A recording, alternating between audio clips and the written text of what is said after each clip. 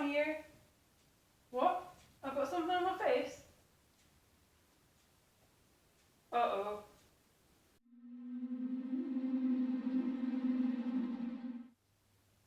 It's a girl!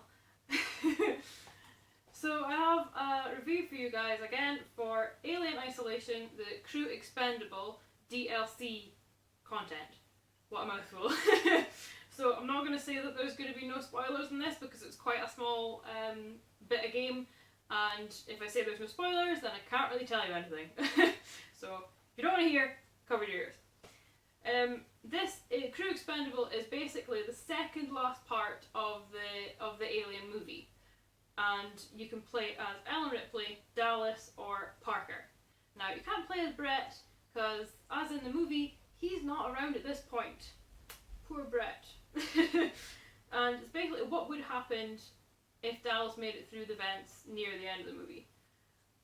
Now, as I said in the Alien Isolation review, there are a few difficulty levels for this, same as the main game. But as I said, you have Novice and Nightmare, and I didn't have access to Nightmare mode. I had access to Nightmare mode in this one. So you had your Novice, your Easy, your Medium, your Hard, and your Nightmare. So I don't know if that means it's because I've completed the main game that's opened up now, and if I went back to play the game, I'd be able to play it on Nightmare. It may be that. But as I said, it's in this one. Now, I would recommend, as I said with the main review, I would recommend playing this on Medium or Easy, and I'm pretty sure you can change you can change the difficulty as you go, because I started on Medium. Could have played the first bit on Hard, to be honest. I would say it's kind of split into two parts, this one, as short as it is.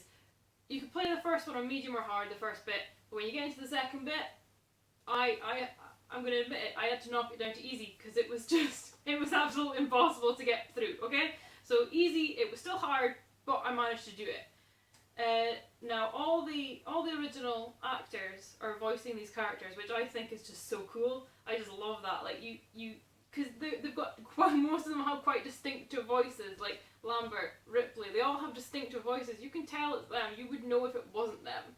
So I quite like that they managed to get all the original actors in to do the voices. So they have Lambert, they have Brett, no they don't have Brett, sorry, they have Lambert, they have Dallas, they have Ripley, they have Ash, they have Parker. Brett wasn't there by that point. Kane, well, he wasn't there for a long time. So that was quite cool. I liked that touch that they had them in, and this is the Nostromo. You can walk around it before you start the mission properly, which is so cool because, like I mentioned in the first review with the main game, where there is a Nostromo-like ship that you're on, and they have like the med bay with the scanner and everything, like what Kane was in when he had the facehugger on his face. In this one, well, it's actually the Nostromo, and this has all just happened, so you can walk in and you'll see on the floor, there's the acid stain. Okay, fine, it's not in a hole through the floor, it's just a stain on the floor, still cool. You walk over to the side, there's the facehugger, lying face up, or face down, I don't know how you want to say it, face up, on the table. You can go in, you can look at that facehugger in detail. It's so cool. I was just like squealing again, like in the main game. I was squealing with joy, just wandering around this ship before the game actually starts properly. And with this one, there are no save points like in the main game because it's such a short bit, but they're kind of like checkpoints. So if you die, which you will, then you'll just go back to your last checkpoint. And that's quite handy because you will die a lot in this game. The main objective of this game is basically, as I said, the second last part of the movie, where you're trying to kind of seal the alien off in an airlock and blast it out into space. So you have to lead the alien to the airlock by closing off sections of the ship as you go, and obviously trying not to get caught by the alien. And then which I would say is the first part, is the first half of this bit. Then the second half, which I would say knock it down to Easy if you want, feel free, don't be ashamed. That's when you're crawling around the vents like Dallas in the movie, which is really cool, really creepy, but really difficult because the alien just seems to come from wherever, and it's not going to come from the same place every time, so you can't like guess where it's going to come from and go the other way. It's going to come from anywhere. So basically, again, like the movie, you're crawling, whoever you are, you're crawling around in there, and Lambert has one of the trackers, and she's giving you directions like she gives to Dallas in the movie. Basically, she's just as useless in this as she is in the movie. She does not help you get away from the alien, which is really annoying. So you're always getting caught. But yeah, she's basically as useless as she is in the movie, just screaming at you to go every which way possible. And you'd think whichever character you're playing in the vents is also talking to her. Obviously the alien's going to hear you, duh. But anyway, beside the point. So the other thing I noticed was fire doesn't seem to bother it so much in the vents. If it's close enough, it just runs through it and kills you. I was like, okay, fair enough. If it's like far enough away and you get it with the fire at the right point, it seems to turn away and go around and go away. But it doesn't seem to bother it so much, which is really annoying. Because in the vents you'll die a lot. Now the thing that really makes that annoying is not the fact that you're dying a lot, because yes, of course you are, but the fact that for some reason in this little DLC thing, it takes so much longer to load than in the game. In the main game, it doesn't take, for me anyway, it didn't take that long to load. But in this, it took bloody ages to load again. So you're sitting there with this little black screen with a little circle thing going around, waiting to load again to go back in. Which, fine, but it takes so long that it pisses you off even more when you die, because you know you're going to have to sit there for a minute waiting for the bloody thing to load again. So it kind of takes some of the enjoyment and the excitement and the tension out, because you're just annoyed that it's going to take ages to load again. But that's neither here nor there, I suppose. And after you've crawled through the vents and you've managed to finally survive after many times of dying, you have to lure it into the airlock, close everything else off, lure it into the main airlock and blast it out of there. And at that point you have to evade the alien and wait for it to go into the place you want it to go, which it doesn't for ages. You can't, make it go in there without it killing you, because it'll see you. So that's annoying as well, but exciting. So you're kind of crawling around trying to escape it, wait for it to go there in the airlock. You can lure it there. I think you get a flare. You could put that in there to lure it in, and you have to seal it off, and that's basically the end of the DLC pack.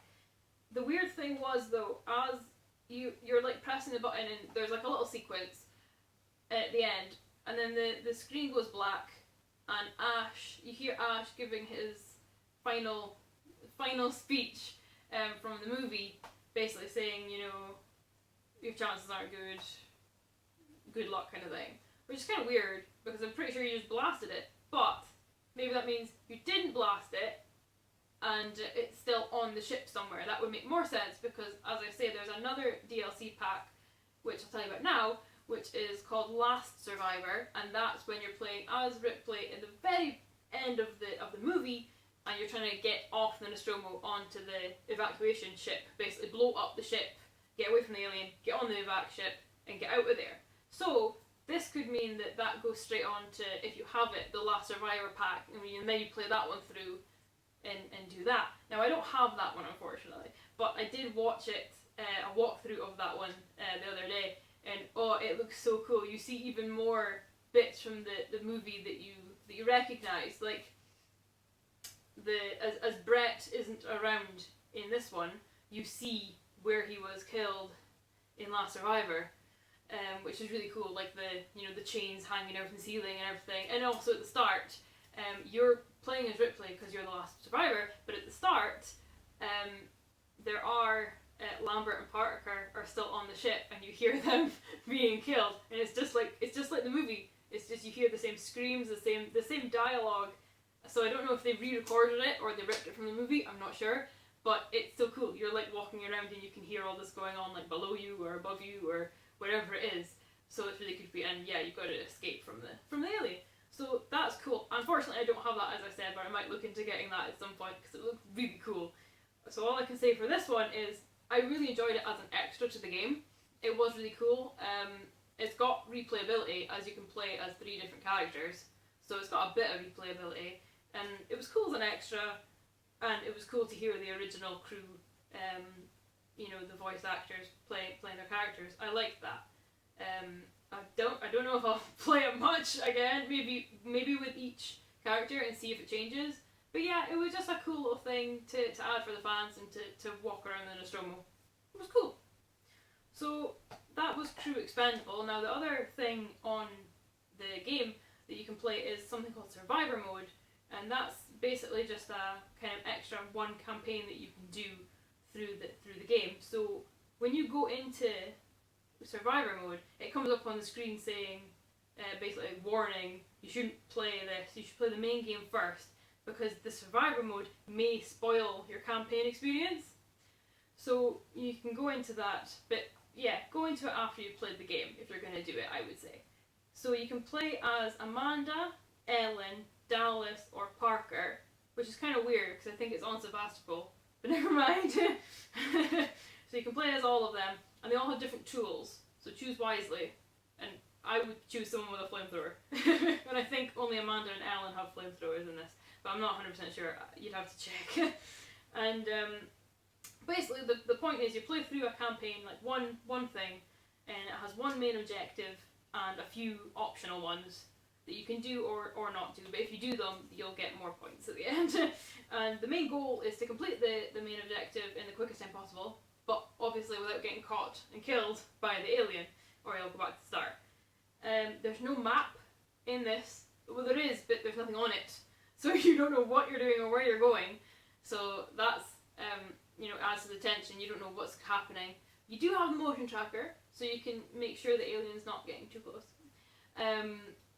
But there are also pickups at the start. You kind of come out into an elevator into this room, and you can pick up everything: flamethrower, gel, all this kind of stuff, gun, bullets and stuff. And then you go out of that, press a button. When that door opens, that's when it starts, and that's when you have to start hiding and getting to your objectives. So that's kind of cool. There was one glitch for me that I noticed. I went through a door to go up some stairs, and the stairs weren't there, and it was just space.